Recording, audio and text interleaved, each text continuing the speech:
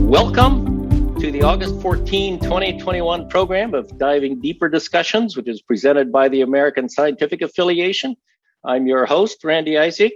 I'm the Executive Director Emeritus, and I'm really glad that all of you joined us, and some of you who are listening by recording. So today we're focusing on a key selected book review that appeared in the June 2021 issue of Perspectives of Science and Christian Faith. And the review that was selected was written by Lori Furlong. Lori is a biology professor at Northwestern College in Orange City, Iowa. And I'm happy that Lori could be with us. Lori, you want to say hello to everyone? Hello. Yeah, okay. So, Lori, before we turn to the author here, can you tell us just very briefly how you learned about this book and why you wrote the book review? Well, first of all, I've got the book right here. Look at this cover. It was the cover that did it. It's beautiful. It's lovely. But my one of my colleagues actually solicits book reviews, and her office is right next to mine. And I'm always checking out her desk for interesting books. And I, of course, saw this, and my eyes were attracted to the beautiful cover and also the topic. And she said, "Oh, I was going to ask you if you were interested in maybe reading this book and doing a review." I've read quite a bit on the topic, and I'm always looking for, kind of new things that I can use in the classroom to bring students in. I teach a small arts college, and it's just a challenge. And this book really grabbed me once I started getting into it. It had new things to offer. So that's great. Why I wrote it and how I got it. So was your colleague soliciting reviews for Perspectives on Science and Christian Faith, or has it been published in more than one venue? I believe it was for Perspectives in Reformed Thought, the Perspectives Journal of Reformed Thought. Yes. Okay. So it has appeared in both of them. Yes. Okay. Yeah. That's very good. The more the merrier.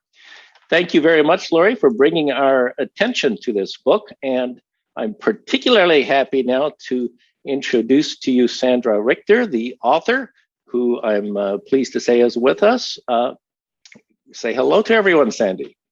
Hey, I am so pleased to meet you all. It's not every day that a biblical studies person gets invited to a scientific group.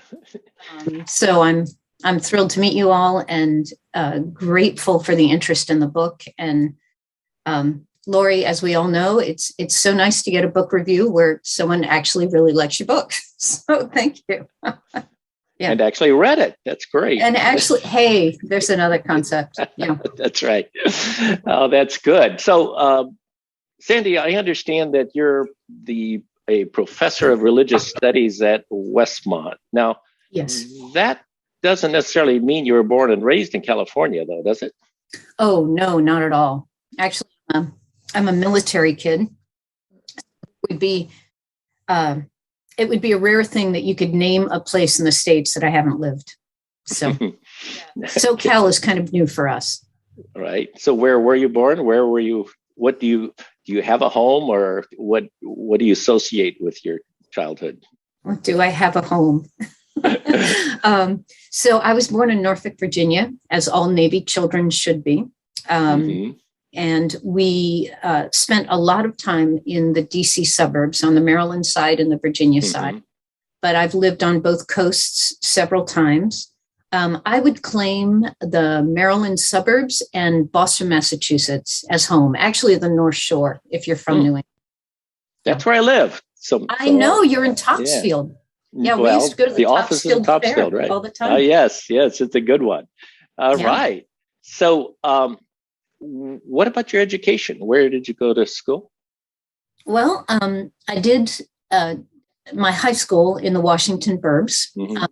And good old Winston Churchill High School, if any of you are from the area. College, I went to a little Christian college in Valley Forge, Pennsylvania, and did seminary at Gordon Conwell, which is on the north in Boston, and then did my PhD at Harvard University, the Near Eastern Languages and Civilizations Department in Hebrew Bible. Excellent. Okay. Yeah. And can I ask you a little more about your faith background? So since you went to Gordon Conwell, was it a fairly early path for you? No. I became a Christian in my late teens, and I became a Christian in the tail end of the Jesus movement around Washington, D.C. So if you know about TAG Ministries, Jews for Jesus, a whole slew of Christian organizations were birthed in the late 70s, early 80s in the Washington suburbs. So that's how I became a Christian. And I was in this little house church, and we all thought Jesus was coming back, any minute. So I honestly had no life plan. The plan was stay faithful until Jesus came back. And I came from a pretty dicey family, so there were no adults actually planning my future either. So in a slew of crazy junctures, I wound up at this little Christian college and found out that the Protestant world existed, because I was a Catholic kid raised in a Jewish neighborhood and didn't even know. So I went into ministry first. I worked in drug rehab, actually, in Teen Challenge for a couple of years, and then in pastoral ministry. And I was in a denomination that wasn't real keen on women in the pulpit, and also a little scared of higher education. And I was all of those things. So as my path developed, I wound up in seminary just to get additional training, kind of a push-pull scenario, both the academic skills and a denomination that was a little scared of me. I wound up in a PhD program, and my best gifts had always been in the classroom. So it was a natural path into professorship. And that's great. So where all have you taught besides Westmont? I started in seminary education. So I taught at Asbury Theological, which is a Wesleyan outfit in central Kentucky. Walt Whitman. Yes. We played them and we beat them. You still remember. As a field hockey player. It was important. So I taught at Asbury Theological for 10 years. Wonderful experience. Then my husband and I, who's also an academic, we went down to Jackson, Mississippi to teach in an inner city seminary down there. Just a phenomenal cross-cultural experience. Then I landed at Wheaton for a number of years. Okay. We thought we were going to be there forever, and Westmont recruited me for the Gundry chair. So I'm very good. Now teaching undergrads primarily, but I'm still very involved in training ministry folk. And, that's great background here. So let's turn to this book now. How did you? Yeah. What brought you your interest into this topic? How did you come about to write the book? Yeah, I'm going to guess this story will resonate with a lot of your crowd. I had always been just deeply connected to the natural world. We spent a lot of camping, a lot of time in the wilds as my dad was dropped into strange posts on Whidbey Island and Monterey and the Florida coast, etc.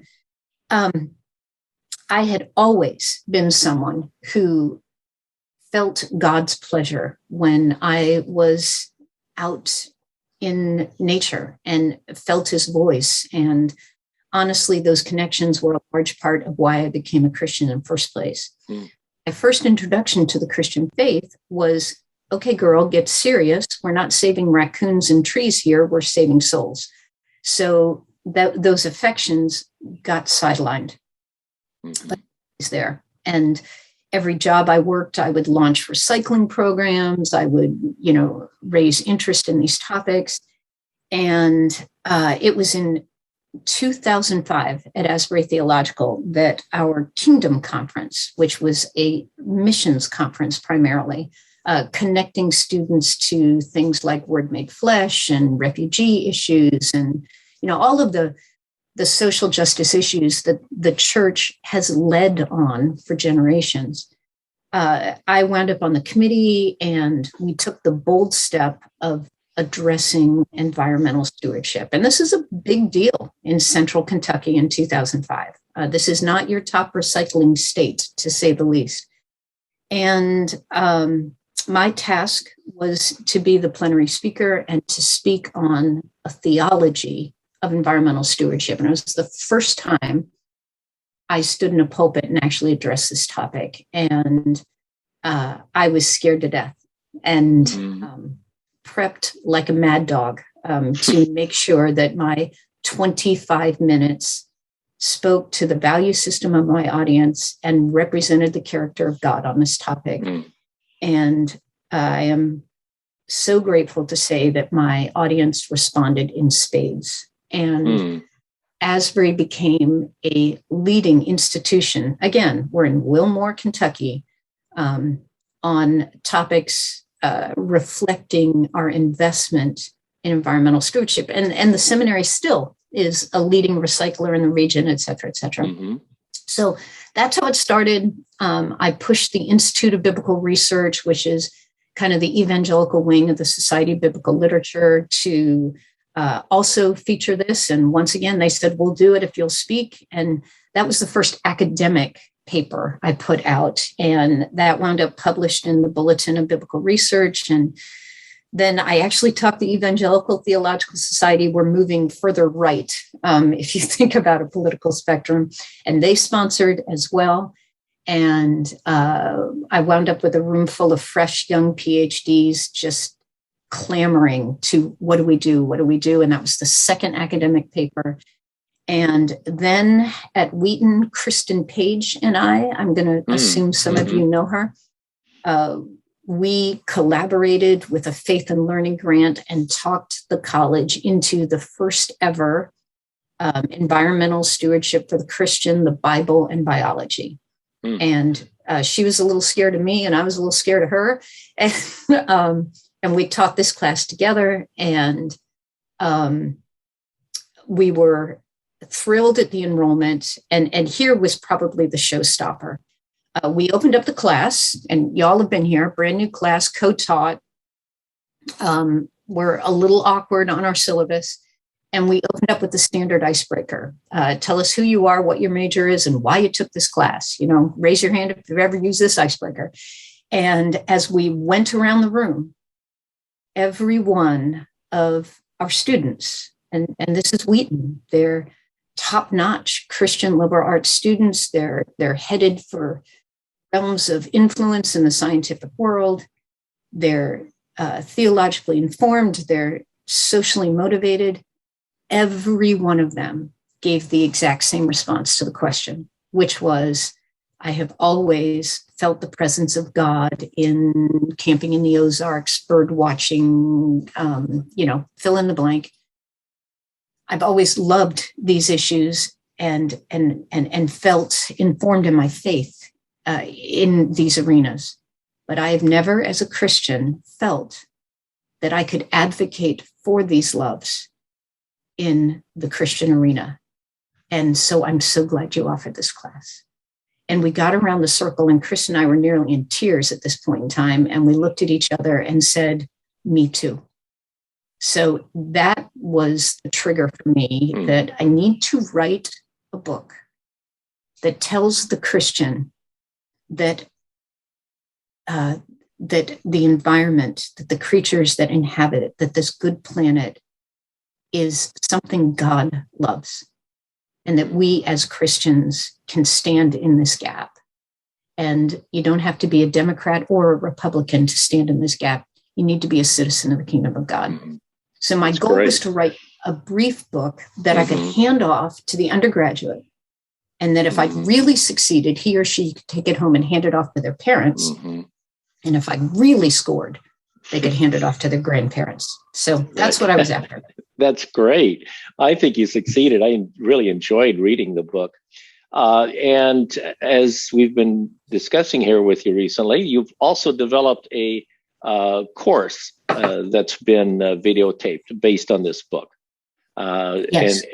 And so what I'd like to do before we get into the discussion, which I'd like to as soon as possible, but first of all, I wanted to point out that the course based on this book is available from Seminary Now.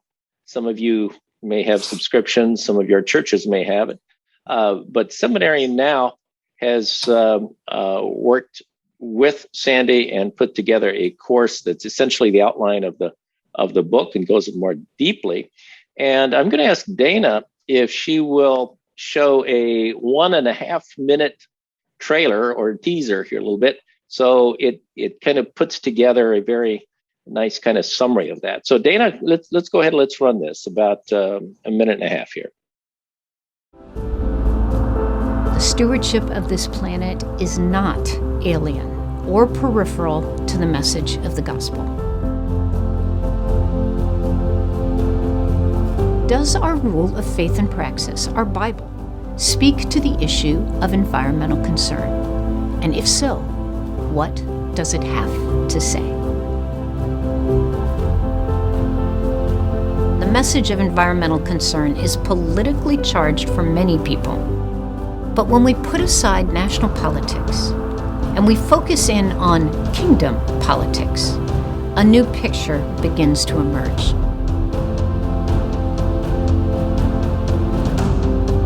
It's not acceptable for any populace to take from the land everything it can. Rather, the law of Israel teaches us that we must operate with the long-term well-being of the land as our ultimate objective. My name is Sandy Richter, a professor of biblical studies, a theologian, and most importantly, a Christian. My passion for God's good creation and for good theology has accompanied me throughout my career. Will you join me on this journey as we ask our guide to faith and praxis, our Bibles, what posture we as the redeemed should be taking on this critical and contemporary topic?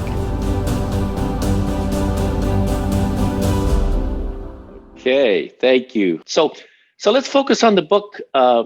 Sandy, you know what really impressed me about the book was this incredible juxtaposition where on the one hand, you really get into the Levitical law. I mean, you don't do the kind of elementary thing that many people do who look at Christian stewardship and say, well, God gave us dominion and Eden, and so everything flows from that. But no, you're much more in Leviticus and in the laws given by Moses, and you really strive to understand what they mean rather than the literal pieces here.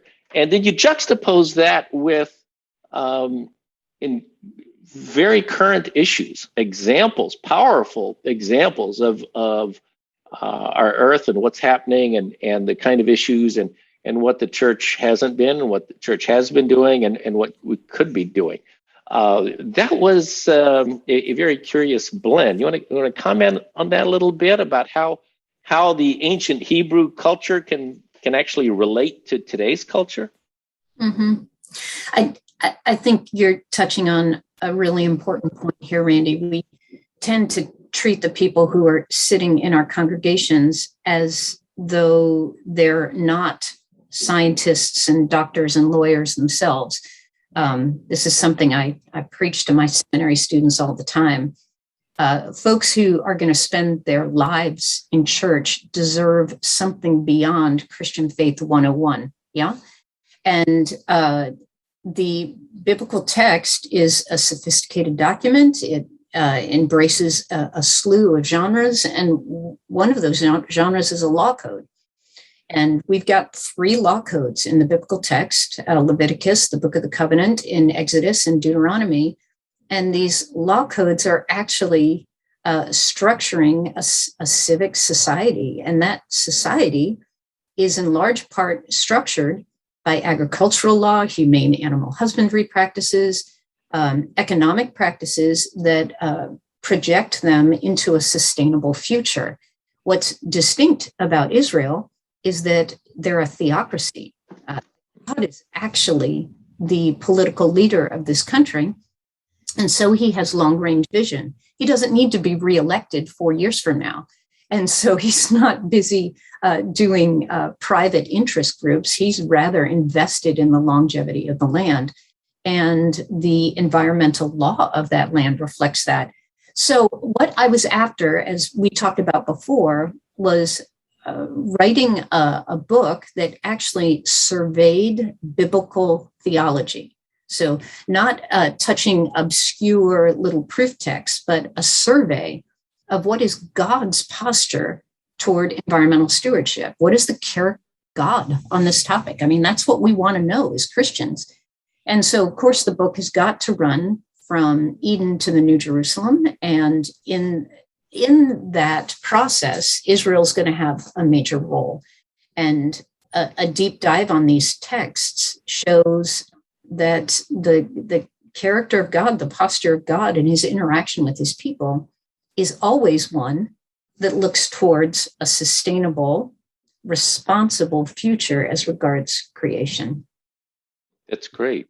Yeah, and this really touches on the first question that was submitted by Marika, but I don't see her on. She was going to be connected, but apparently got delayed. But she asked a very good question, and I'll kind of paraphrase it for you, is that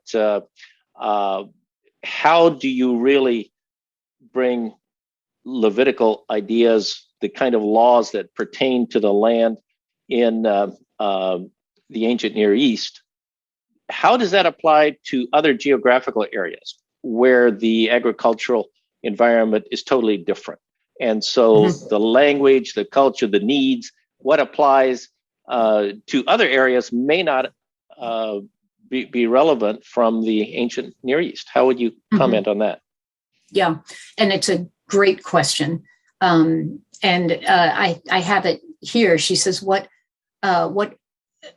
this is a perennial question, and she's absolutely right, and a perennial question of hermeneutics, which is the science of interpretation.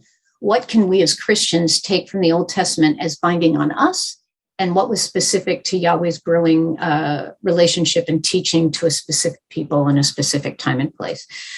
So absolutely a perennial question and a great question. And honestly, this is what I appreciated so much about Lori's review, is that she got it. And she makes the statement in her review, using modern case studies, Richter shows that by extension, the same principles are in operation today. So how does this work? When we do biblical theology, what we're looking for are central issues, regular systematic expressions of the value system of the kingdom. That's what we're looking for. We are recognizing that there will be peripheral or situational ethics that can be compartmentalized and not necessarily applied to us as normative. But when we start bumping into principles that express the character of God, what we're bumping into are normative principles. And it's very simple, similar to the practice of federal law, that you're looking at a constitution and bylaws. Yes, those laws are going to have to be reinterpreted for contemporary situations, but the principles of that law code have to be maintained. And so as we look at our Bibles, that's what we're trying to determine. And in response to Marika, if I'm saying that correctly, question, I want to say that I am in no way advocating for Iron Age Syro-Palestinian agricultural methods to be lifted out of the ancient world and reapplied in the breadbasket of the United States. But what I am looking for is the character of God and his expectations of his people to be reapplied in this modern context. So as we, from Eden to the New Jerusalem, we see a God who is offering the garden, which is a land grant, who is offering the land of Israel, which is a land grant, and is offering the New Jerusalem, which is a land grant, to his people, always with the same expectations. And that those expectations are that these resources, these creatures, this flora, this fauna, this land, will be in as good shape when you hand it off to the next generation as it was when I gave it to you. And just like a renter and rentee, you put down a security deposit. And if what you turn back over to the owner of the property is damaged, you're going to owe a security deposit. We all get that concept. And that's what Yahweh is saying, Israelite law. So the principles are what we're after. And that's why I put in the case studies. So we principles, the core issue is that all of creation does not belong to humanity. It belongs to the Creator. That's the core issue. In fact, I have a little proverb I repeat in the book: the earth is the Lord's and all it contains. He has given it to humanity to use in our need, not abuse in our greed. And so throughout these relationships, Yahweh is constantly setting boundaries on how much we're allowed to take and how much respect we have to offer in response. And if this is the character of God at creation, if this is the character of God throughout the monarchy and the settlement period, if this is the character of God in the first century, why do we think the character of God has changed? And of course, the answer to that is the character of God has not changed. And we, in our current context, have to figure out how to deploy those same principles in our current approach to the flora and fauna that is entrusted to us. That's great. I hope we have time to dig into some of these examples. But at this point, I'd like to ask Dana to enable people to unmute their microphones. And I'll continue with some of the advanced submitted questions first. And then anyone who wants to speak, I'd like to ask you to do the raise hand option. You'll see at the bottom of your screens the reactions set. And if you click on the reactions, you'll see an option to raise your hand. And I will, when I call on you, I would ask you to unmute your microphone, ask your question, and then go back on mute to keep the background off. And we'll give that kind of dialogue, and we'll see if we can give everybody a chance to talk if they can. So, Dana, I think you've done that, and the next person, since Marika wasn't here, we covered her question. Del Kuhn, you had a question here for Sandy. Del, I see you somewhere. Could you unmute yourself, ask your question? Let's see. Where are you, Del? There you are. I see you. Yeah, you got to unmute yourself. Let's go. Let's see. Del, still can't hear you. You're talking away and you're muted. Are you able to, let's see, are you able to unmute yourself? No, something's going wrong there. Dana, has everybody been enabled that they can unmute? Yeah, there you go. Okay, you're on, Del. Go ahead. Okay, am I okay? Yep, you're on. All right, Sandra, I appreciated the book. I really enjoyed it. In your background, I find that I've come to things very much the same way with the outdoors and with camping. What my question is, though, I'm concerned that the church as an organization might be getting out of its depth if it gets involved. And I think what you've got where we should be acting is as individuals. I lean toward Wesley's approach that the church ought to be for spreading the gospel. I'm concerned that the more good programs we add, consistent with our Christian values, and basically well done, risk crowding out the gospel and losing our distinctive message of salvation. So what I'm curious to get your perspective on, if a group in a congregation approaches the leadership and says, we would like to form a environmental care group what sort of guidelines, what sort of guardrails would you think would be a good thing to consider in the request? And with that, I'll sit down, shut up, and unmute. Mute. All right. Well, Del, first of all, great question. And I fully affirm your concerns. And I also happen to be a Wesleyan, so I'm on board on multiple fronts. I agree. Every time the church has attempted to become a social justice agency, it has drifted from its calling. We don't have to look very far to see that happening. The Red Cross is a great example. Harvard Divinity is a great example. But equally so, both our Old and New Testaments speak of how the gospel should be good news for the poor. And Jesus will go on in his quoting of Isaiah 61 to speak of how the servant has been sent to bind up the brokenhearted, proclaim liberty to the captives, freedom to the prisoner, the year of our Lord's favor, and vengeance and comfort for all who mourn. That vengeance comfort thing comes in the last chapter about the day of the Lord and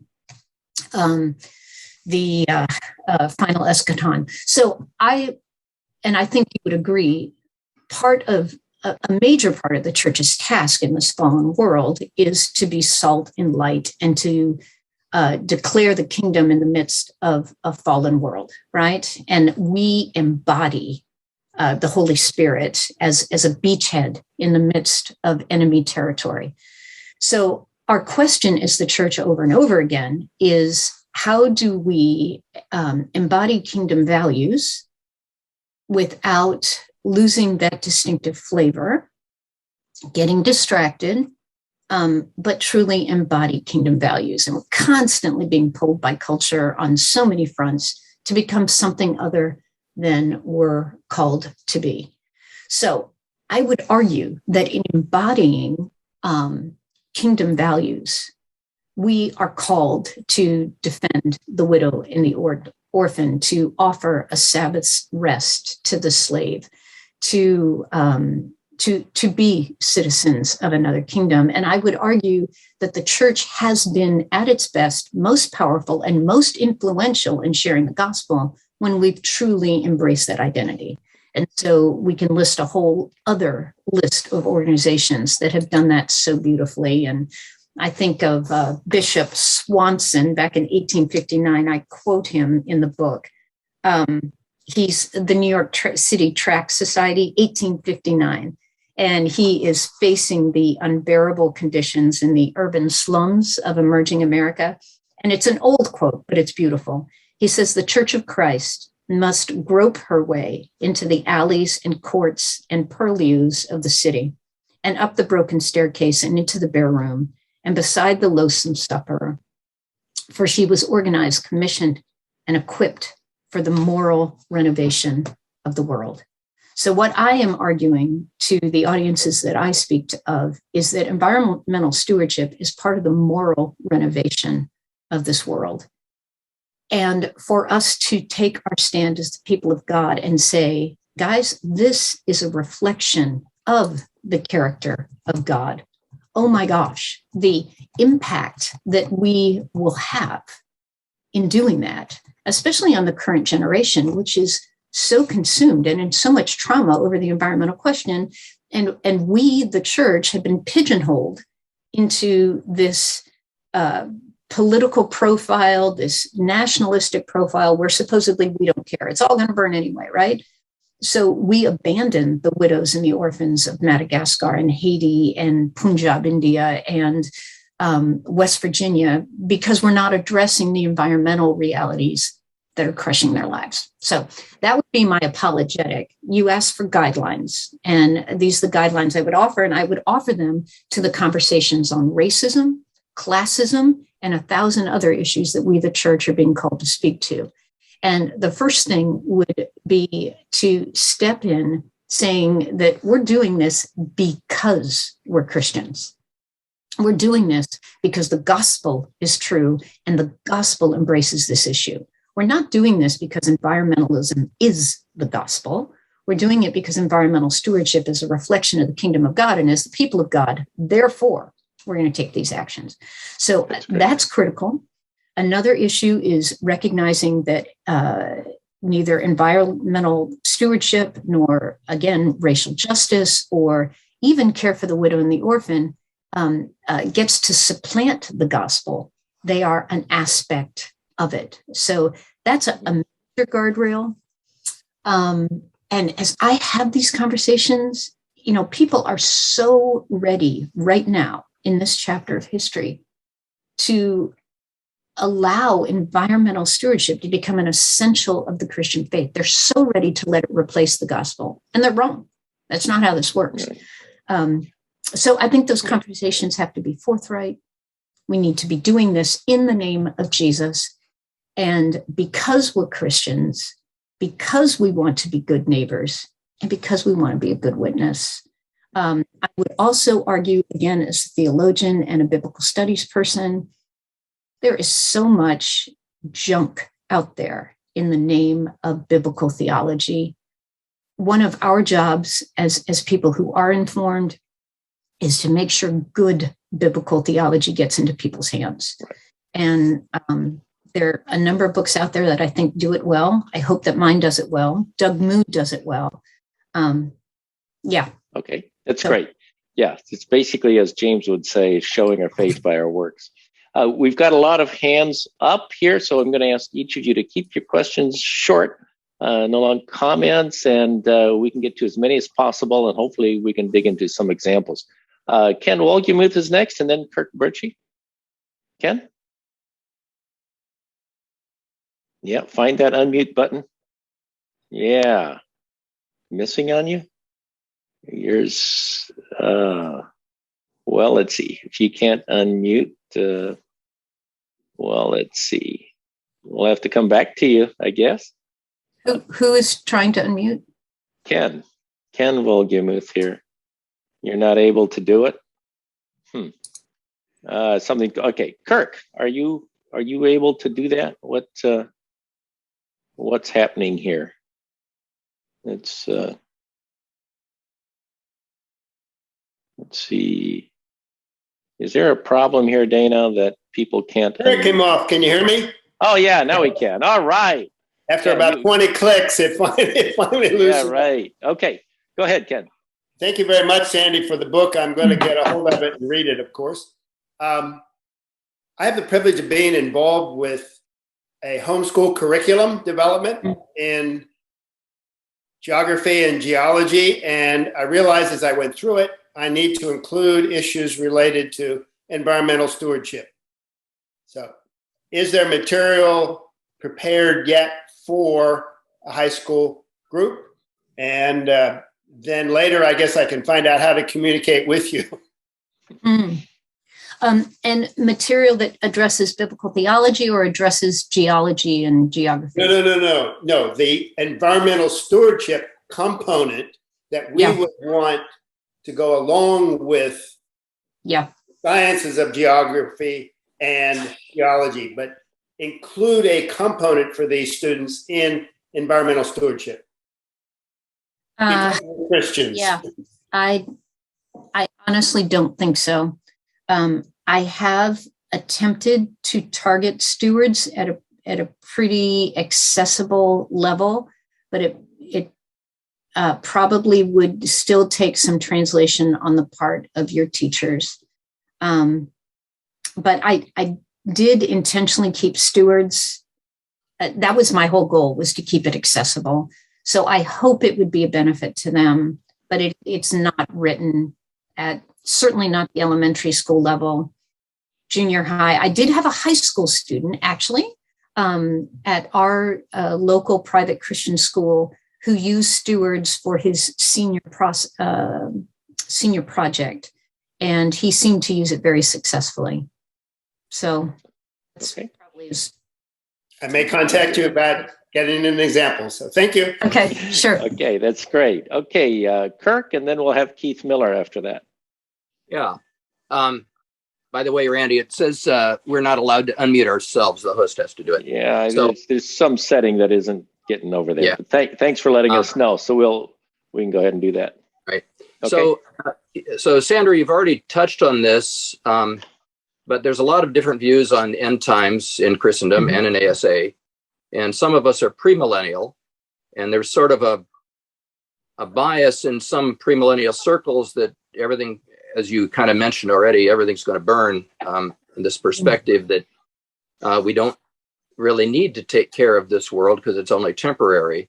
And I think your addressing of the character of God is a good way to go about it. But I wondered what other advice you had for us in talking to other folks in our circles.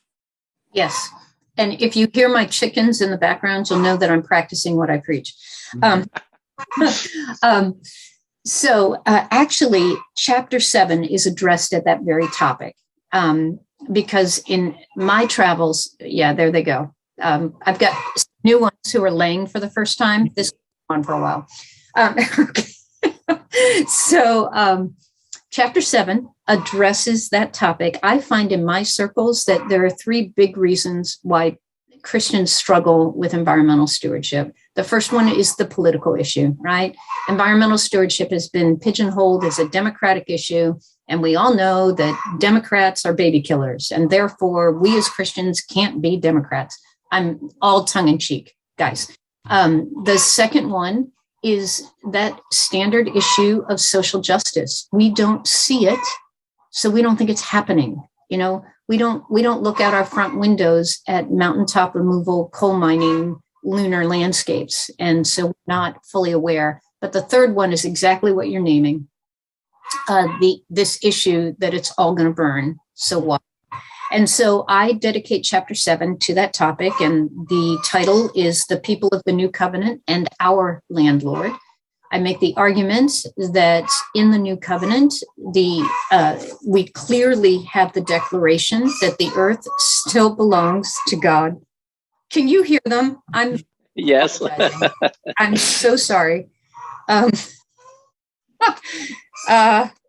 Yes. Okay.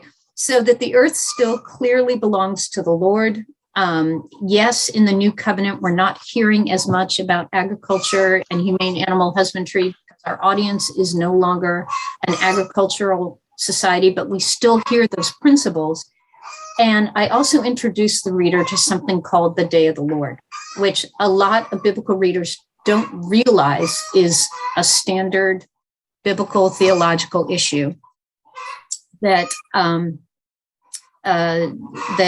the second coming, the day of the Lord, the day of Yahweh's judgment, is a very real concept throughout the biblical text.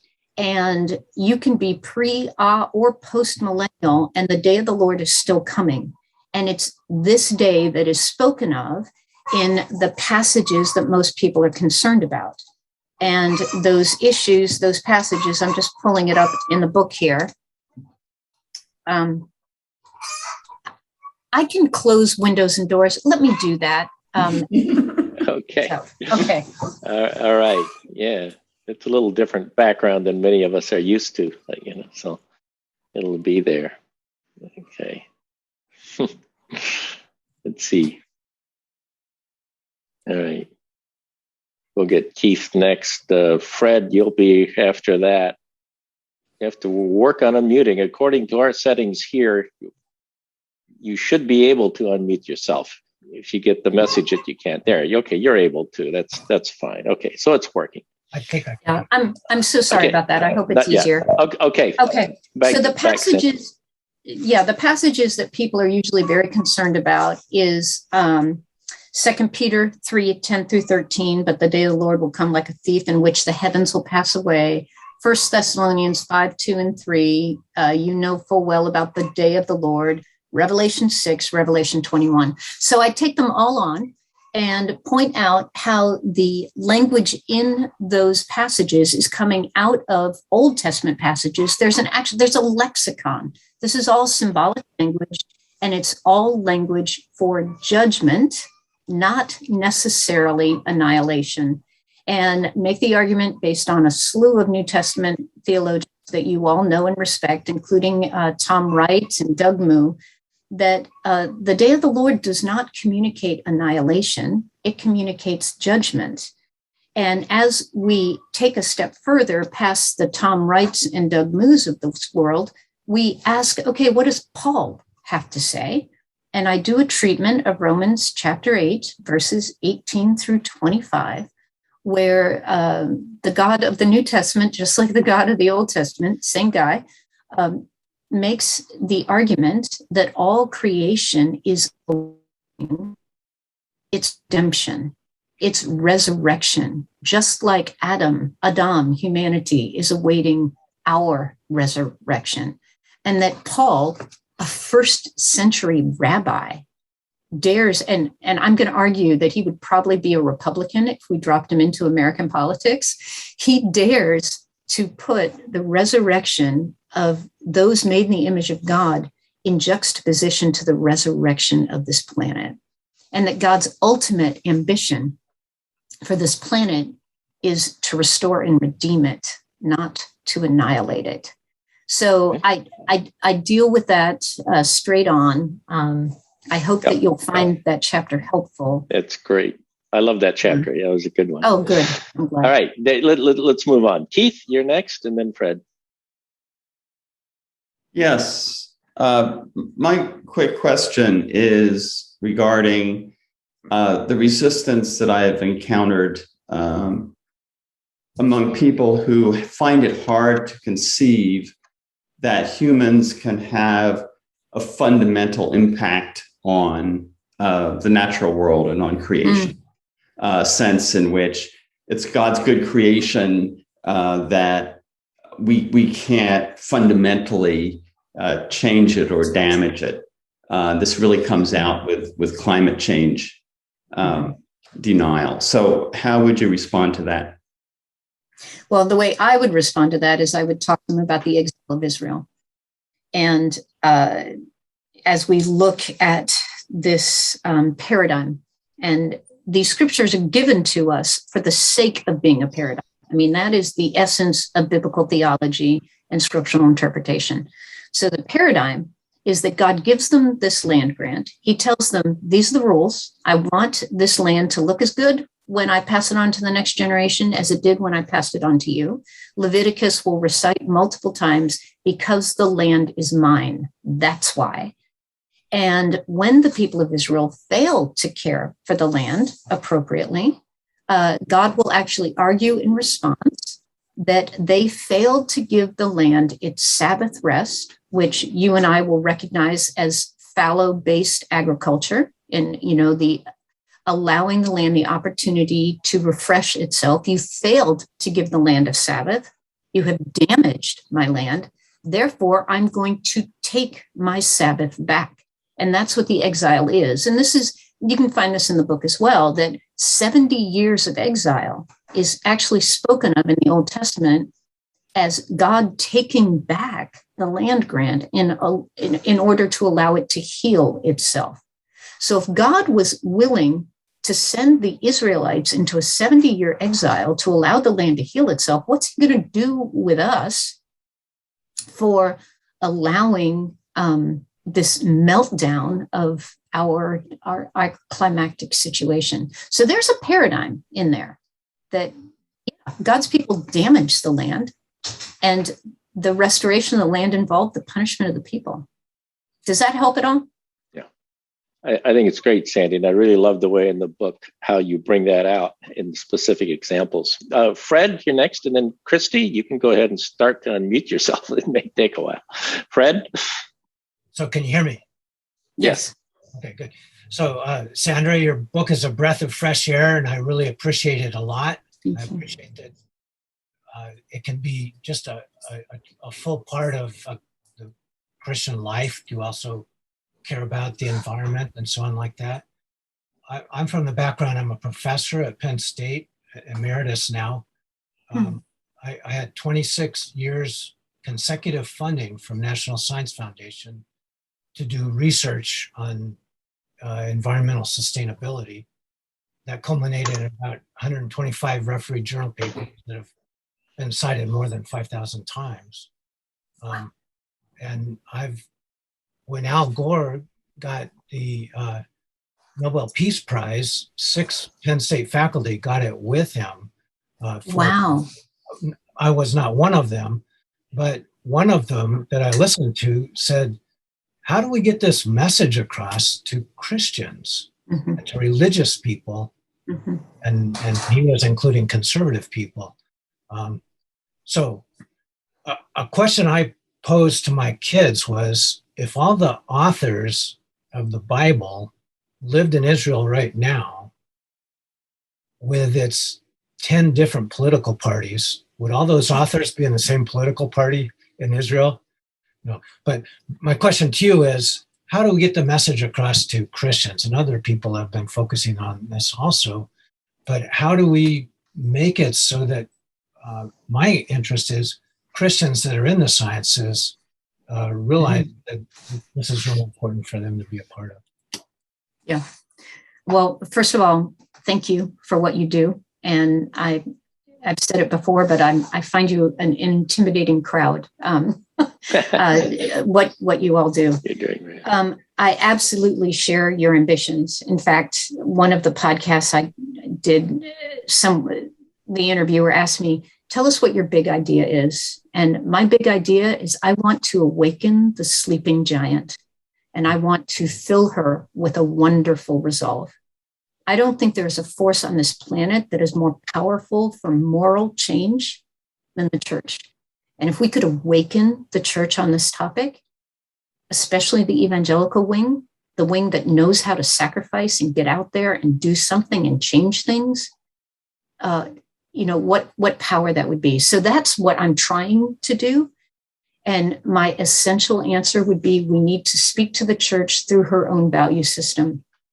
She needs to be able to recognize her own constitution and bylaws, her own values, her own tenets of faith in the message. And that's what I'm hoping Stewards is doing. There's a quote that I use at the end of the book, my very last chapter, which is, how should we then live? And it's from Gus Speth. I'm going to assume a lot of you know his name. He was the chairman of the Council of Environmental Quality under Jimmy Carter and launched a slew of environmental programs. And he was being interviewed at the end of his career.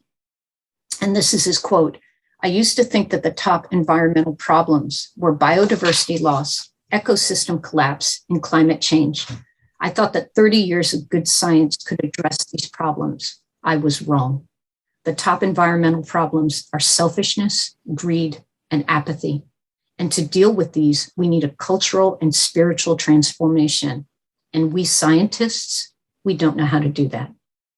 And I read that quote, and as a person who trains ministers and who speaks to the church, the only thing that leapt into my heart was, put me in, coach. This is exactly what the church knows how to do. And if we could stir our constituencies, the impact we would have. I'd also just like to say that as I encounter science people in my own relationships and family, so often I see them turned off from their faith because the Bible has been taught to them so poorly. And it breaks my heart. And I think this is one of those issues. Yep. Okay. Christy. Thank you. I have to start by saying that teaching biblical scholars and keeping backyard chickens absolutely sounds like my dream career. But on the book, I read the book last month and really enjoyed it. But my concern with the book and the argument in the modern non-academic church is that it's very Old Testament focused. And I don't think anybody in this room has a problem with that.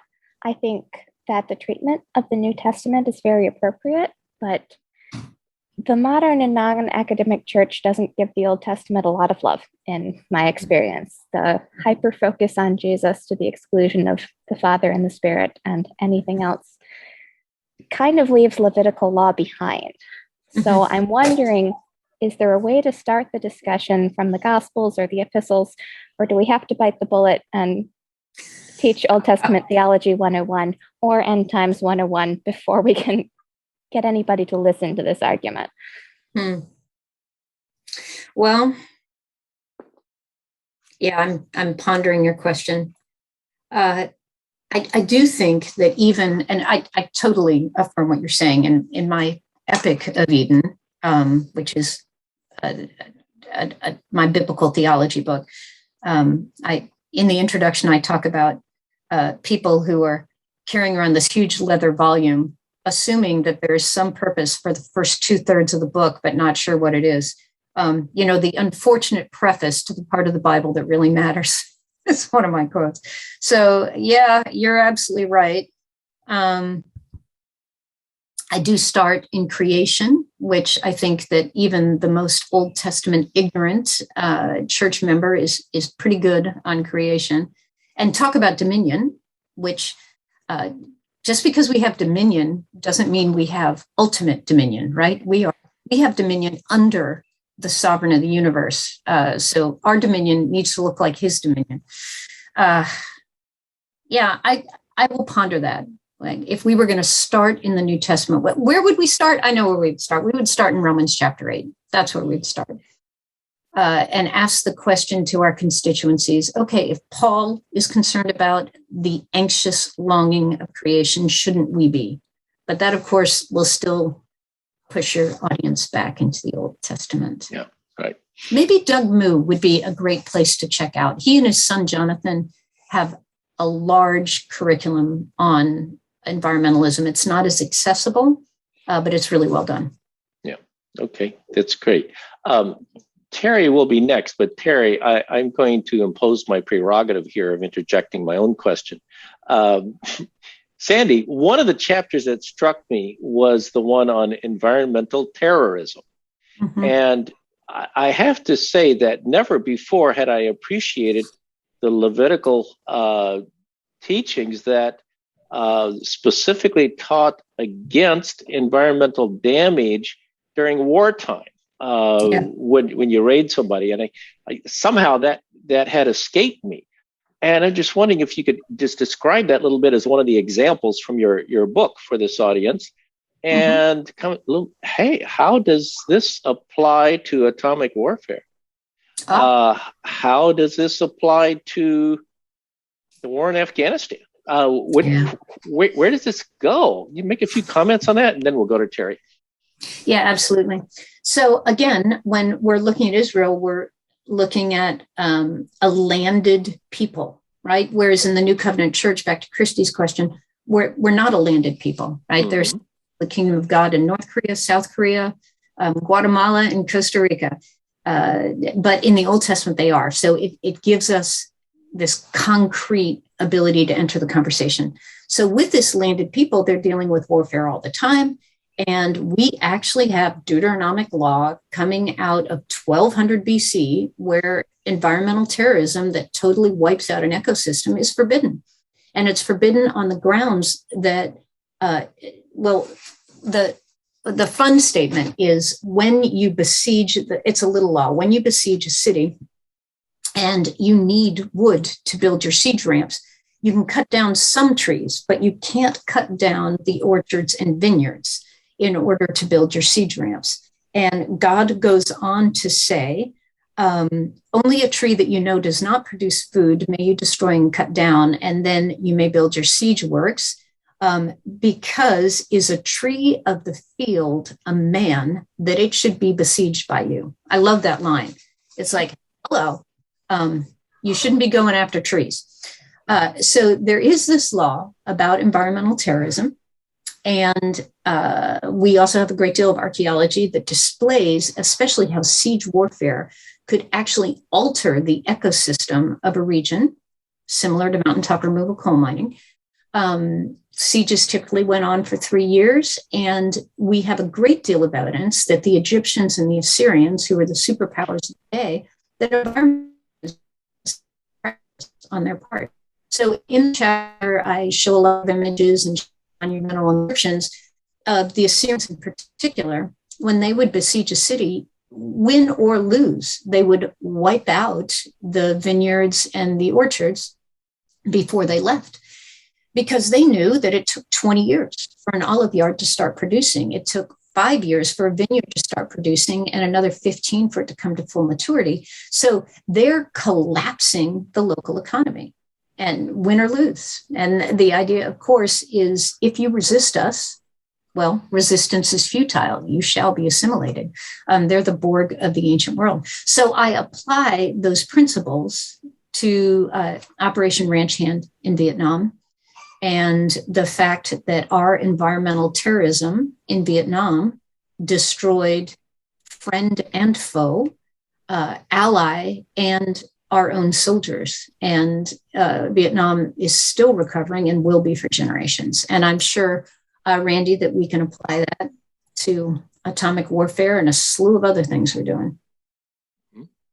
Okay, thank you. Terry. Hello, am I unmuted properly? Yes, you are. Okay. You are. Go ahead. Very good.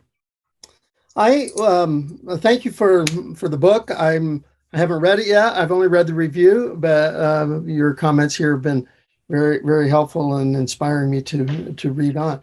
But I thought I would ask a little bit about the word steward that you have in your title. In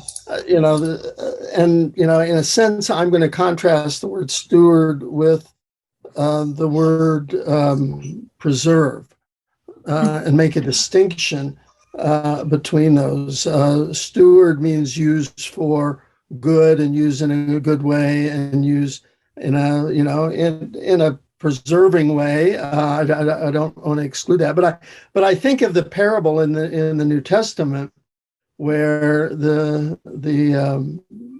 servant who just buried his treasure was actually condemned, and the good stewards were those that took what they had and used them for good and for benefit and for profit, even. And I don't know what your thinking was in your choice of the word steward there, but I think stewardship in our modern environmentalist movement has become sort of akin to merely preserving, keeping what was there rather than using for good and using in a productive way. So I wonder if you could just maybe explain your thinking a little bit about that choice of word, but comment on that general idea. So my choice of words, again, is a biblical theological choice. I take it back to the Garden of Eden and how Adam and Eve are created in the image of God and are given a responsibility. And yes, they're given authority and dominion, but they're also given responsibility. And isn't that the best job description, where you actually have the same amount of responsibility as you have authority? That's a nice mix.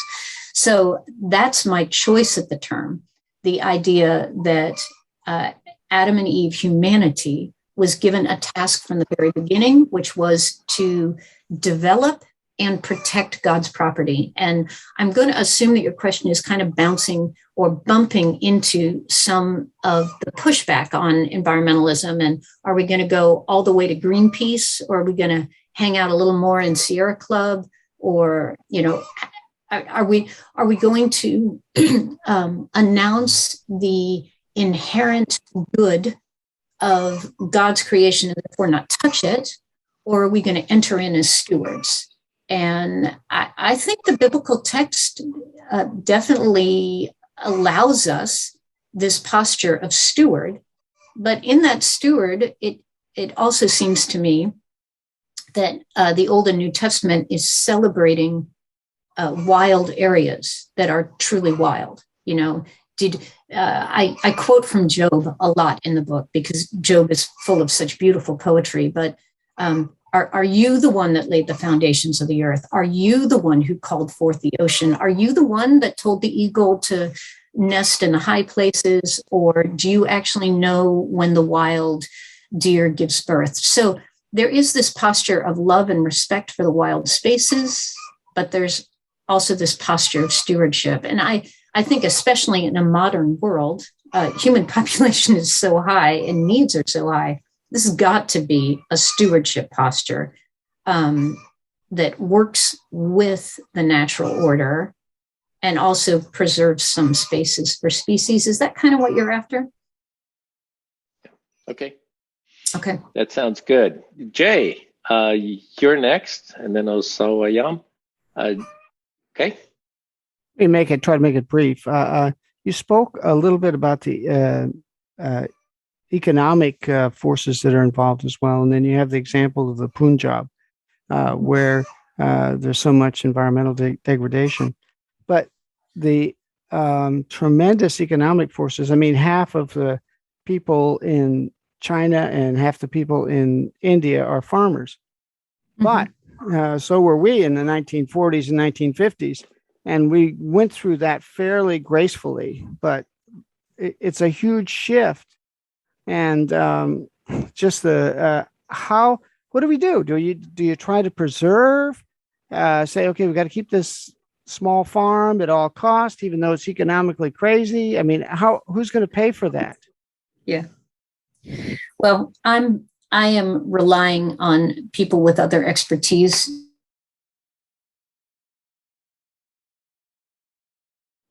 A theologian to make the argument that we should be asking these questions. I do know, based on my narrow breadth of economic expertise in the modern world. I'm very good on the ancient world, by the way, but not necessarily the modern world. I know that Europe is doing it. I know that Germany is doing it. I know that to live as a farmer, especially in Germany, but in Europe in general, is a middle-class occupation where you can earn a decent living, support your family. I know that food costs a lot more. When I travel in the United Kingdom, I'm going to pay, I might as well just translate $1 into a pound because I will be paying twice as much for my egg salad sandwich. I do know the statistics are that Americans eat food more cheaply than any generation in the history of human civilization. And I think we have the ability to pay more for our food and take better care of our farmers. So it seems to me that we can do a lot better than we're doing. I do know that Europe has outlawed industrial farming and that the UK is currently in the throes of they're setting limits on how many animals can be on a single farm, et cetera, and they're surviving. You can make the argument their economy is not as good as the American economy.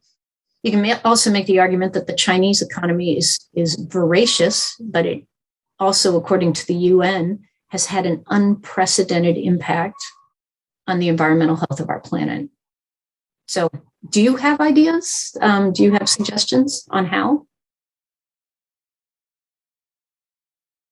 He's muted yet. Yeah, you'll have to share them with us, Jay. If you have them, you're still muted.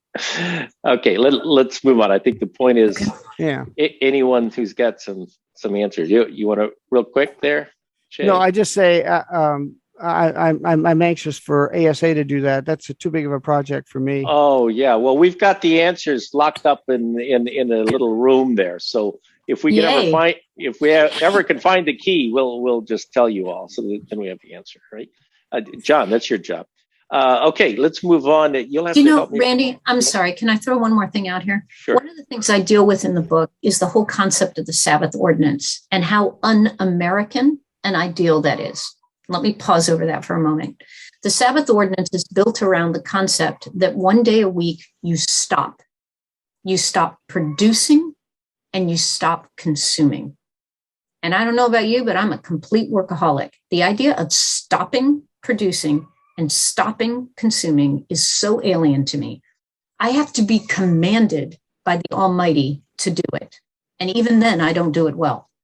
So if we took that principle and allowed it to permeate our economy, our work ethic, the way we approach things like production of agricultural goods or livestock, what would that do to transform our posture?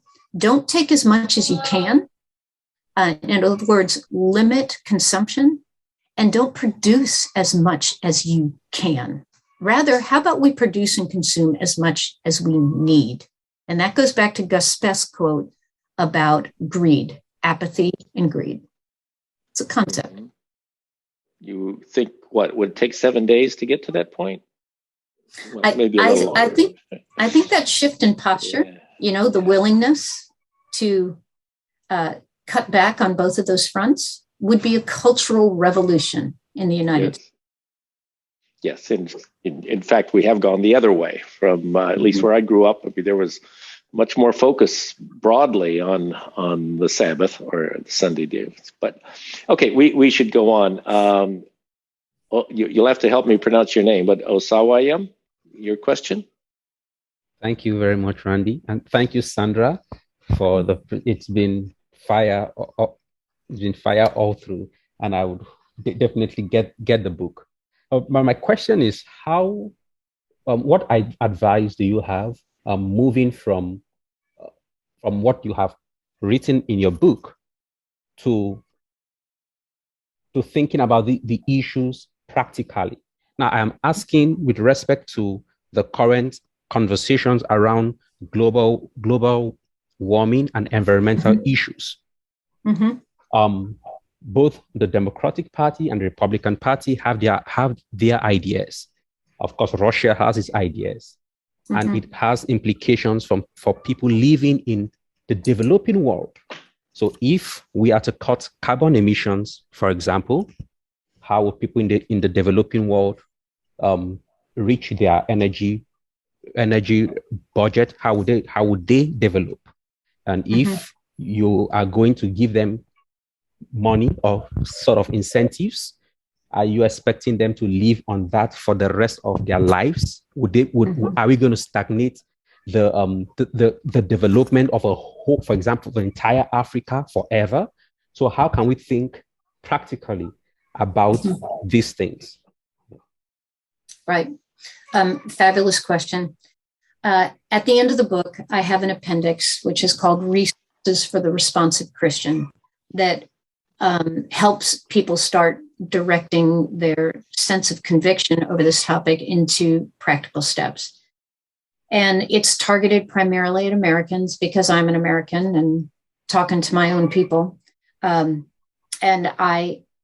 one of the things I emphasize is that if what we're doing is responding to the character of God, then we respond to this issue like we would any other area of sanctification.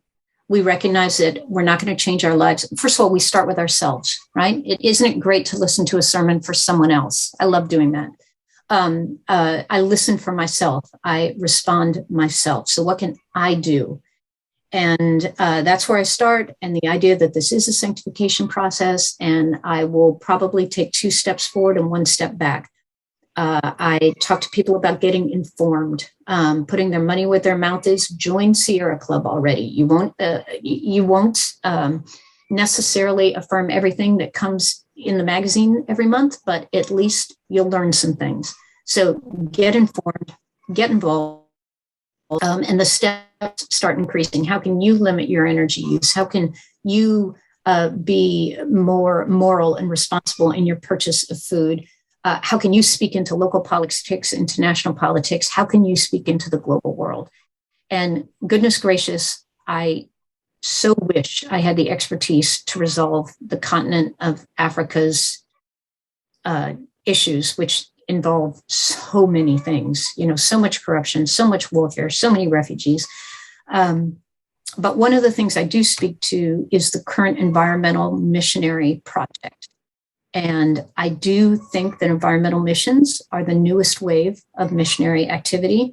I personally support 2 environmental missionary families and Scott Sabin's outfit as well, where these folks are going to Madagascar and to Haiti and teaching the locals how to preserve their own farms and how to feed their children, and doing it in the name of Jesus, which is also environmental restoration. So practical answers, we need our politicians to care. India needs to get past its corruption and start caring about its farmers. And our influence on those topics is going to look a lot like our influence on the topic of sex trafficking and refugee issues and famine issues. And they're big problems. Okay, we only have 10 minutes before we really have to stop. And so I'll limit it to the next 3 people who have raised their hands already. And John, Wait a minute. Did you pop your off? Okay. John, your question.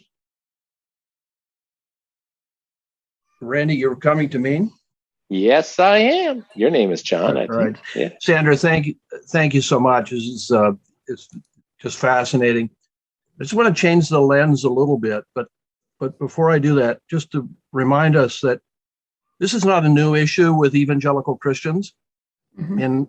In 1970, at the outset of environmental lawmaking in the United States, Francis Schaeffer, who is singularly influential in the evangelical community across North America, writes a little known book, Pollution and the Death of Man, The Christian View of Ecology.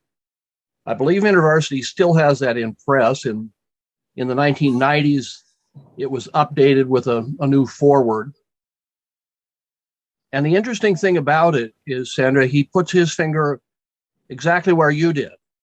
On the fundamental issue here is our own human greed. It's our own insecurity. It's our own desire to save ourselves, to get more than the planet can give, to take more from other people than we rightly should. Mhm. And he identifies that as the central issue. Mhm. And you're right. Sabbath is a challenge for us in our culture. And so this is a cross-cultural kind of call that you're making. I have to be reminded that in terms of action, we often we're very much activist in North America. And yet you see Moses and the prophets throughout the Old Testament, you see it throughout Scripture, is the call to turn to God, not to turn to activity. It's not your doing. It's, if we could do that and begin to do that, we might see change. And I'm looking across the audience here. There's some of us that we're in our 8th decade now. So we have seen this. We have grown up with it. And these are not new challenges. They come to every generation. And so I really appreciate your book and your retelling of this story for our generation and our time, because we need to hear that. The other thing is that the conversation today has focused on environmentalism. And I'd like to change that lens. I think Fred Cannon got to it with his question. Fred represents the academy. And if you look across in the 19th century here in North America, what happened was the establishment of land-grant institutions, which was a structural move, very much like what Moses did for Israel, the United States did for this country, established those institutions. And there's a full class of people who won't call themselves environmentalists, but they are the agriculturalists. They are the foresters. They are the land conservation people. They are the environmental engineers. They are the scientists and technologists. They're the folks that build the electricity grids that we've heard about. So there's all of these folks are the front line of this transformation of the planet in an appropriate or inappropriate way. And when I look at that, I see tremendous hope. We know an awful lot about how to do the right things. And then it becomes a question of, are we going to have the will, right, to do that? And there's where I think your message comes through. It is a question of justice.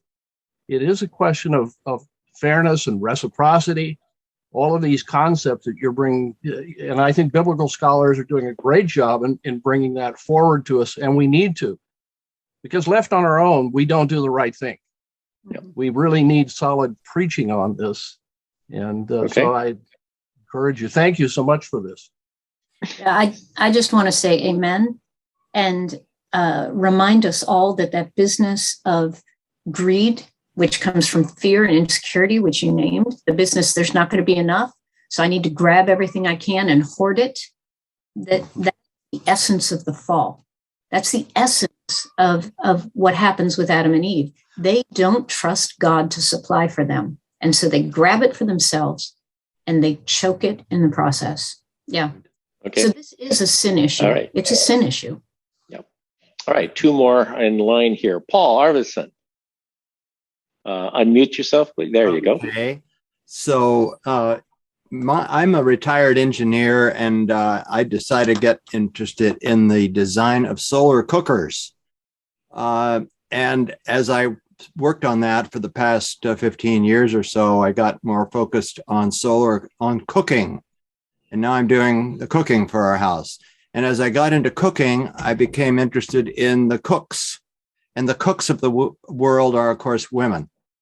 And so I'm focusing more on thinking about the stewardship from the women's perspective. ASA now has a group called Christian Women in Science. You can see on this call, there's not a lot of women represented. We have about a half a dozen here. And that's typical, I guess, in a sampling of ASA. But I think that the women being the cooks and keeping the children alive is much more important than it's been recognized. So, I'm wondering if you have any particularly women's perspective on stewardship. Well, I do a chapter in the book on the widow and the orphan, and helping people understand what an ancient widow would look like and what a modern widow looks like. People ask me this sort of question all the time because you think there aren't a lot of women in science. You should try my field. And I think one of the things that women bring to this discussion is an innate concern for hearth and home that sometimes men don't have as much of. And y'all can tell me if that's true. I think our empathy levels are a little higher. I think our concern with the next generation might be a little higher. So I guess that would be a particular contribution. I'd love to hear from the women scientists what they think is different. Yep. Okay, maybe we can do that. One final question here from Jody. Okay. Hi. Yeah, it's not really a question. It's mostly a comment. Thanks, Sandra, for that book. I can actually use it a lot with a lot of my colleagues. I'm a soil and crop scientist working in agriculture for a few decades. And the U.S. is trying to promote regenerative agriculture and so forth. It's not an easy road to hoe because agriculture has a culture. And that's one of the biggest things to help overcome is the social cultures in agriculture. We have the science to do it. It's all throughout the literature. I wrote in the chat about soil health management systems, because if you can do practices to have the soil function as the Lord intends, you're going to have a lot less problems with everything else. Mm-hmm. You're going to have less water runoff. You're going to be able to mitigate climate change. You're going to be able to sequester carbon. The soil biology, is going to be able to do the nutrient cycling, and all the things the Lord intended in the soil for it to do will happen if you can do the soil health management system practices. And throughout the world, most of the agricultural people who do the work are women. Maybe not in the U.S., but in other countries, the women are the primary workers in agriculture. So there's, just like most issues, this is a very complex issue which needs policy changes, social change, technology changes. But I guess that is my calling from God, is to be a conservationist and see this implemented. And just one simple way that I do it is I grow all kinds of great plants to be able to have pollinators. Like mm-hmm. I just, there's certain plants. So we just grew some giant swallowtails, with plants at home. There's something all of us that can do. And right now I'm a PhD graduate student studying agronomy and conservation and studying a new crop in our country called fiber hemp that may mm-hmm. be able to add to some of these issues of conservation and seeing the landscape change, because it's a whole ecology. It's not just the soil. It's not just the water. It's really the whole ecology of the landscape. So thank you. So, Jody, first of all, I think we need to schedule like a long Zoom coffee because I want to know everything you know. What would you describe that culture as? What is the culture? Currently, to be able to have this happen, and we do have this going on, but not enough. There's leaders who have understood that if I keep doing farming the way I've been doing it, I'm going to go broke and see all my soil wash away. And people who start doing these simple things like using cover crops, tilling less, planting diversity in their cropping system, after a big heavy rain, which we're having more erosive storms now because of climate change, they're riding around their neighborhoods and they see there's neighbors' fields washing away and they see theirs not. And then they catch on. It's like, okay, what in the world have I been doing? So it's just leaders and then farmers talking to farmers. I see myself as a researcher, as doing research, hooking up with the farmer, and then communicating the science. See, we're bad at communicating science, and that is one of my mantras. We need to communicate the science in terms that people like to eat of it. Just like we produce the fruits of the spirit, well, we need to produce communication, science communication, so people will want to eat of it. Sometimes as scientists, we think the better lingo and the highest lingo and the more lingo is where it's at, but it's not. To be honest with you, it really is not true. Yeah. That is so true in my field as well. Yes. Yeah. And if I have a gift, that's what it is. Taking the stuff and handing it to the layperson. Interesting. Okay, thank you very much, Jody. I could certainly relate to what you're saying. I grew up in Kansas, where the focus of the Dust Bowl, and my parents were married in 1933, right there in the middle of the Dust Bowl. So I kind of lived through the period when our community of farmers learned about conservation techniques, and yes, a change in culture had a big impact. So I can relate to that. So we're out of time, and Sandy, I just want to appreciate your coming on the show. Thank you for writing the book. I'd like to tell everyone that the book, Sandy has discussion questions after each one. It's really organized, easy to read, but hey, it hits you hard because she gets some real examples in here that we have to grapple with. So I encourage you to get that. The recording here will be posted. If she hasn't already, Dana will post the link as to where all the archives of these programs will be posted. This will be posted probably within a week or so. Summertime might take longer. We are posting the chat as well. So that the links that were posted at any point in the chat will be available to you. And so you'll be able to dig out this information, including the Seminary Now connection, where you can access the various courses. So with that, any final words, Sandy? Otherwise, we'll bid you farewell. Just that I truly am honored to get to be with you and to talk with you. And I so admire what you do, and would be thrilled if maybe some future collaboration would grow out of this. So thank you. Just thank you. Very good. All right. Thank you so much for joining us, and thank all of you. We'll see you hopefully next month, September 11th, and we'll also have talk a little bit about evangelical skepticism on climate change. So we'll see you then. Goodbye. Thanks for coming. Bye-bye. Thank you.